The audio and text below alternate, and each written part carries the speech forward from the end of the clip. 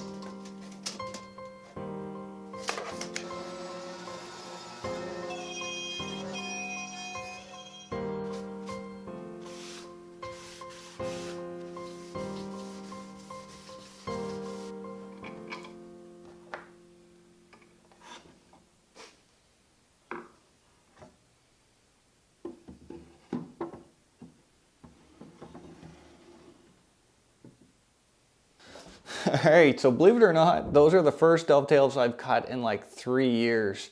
Now, mind you, back then, 3 years ago, I did spend a fair amount of time practicing dovetails, but I haven't done it since. And they did come out all right, far from perfect. I'll show you some close-ups here at the end.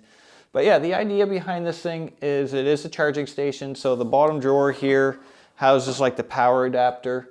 And then from there, it's fed through the back. And then you can house like your tablets here in this drawer. And then the cell phones will go up here in the top. So it worked out pretty good. The original design called for a cavity in the back here for the wires. And I just didn't make that quite big enough. So what I end up having to do is kind of fish these wires through the back like this and make sure there's enough slack that the drawers will still open and close. So not the end of the world. I think it'll work fine. But anyways, guys, if you like this project, give me a thumbs up. And if this is your first time here, hit that subscribe button. I'm Ryan Odwell. Thanks for watching.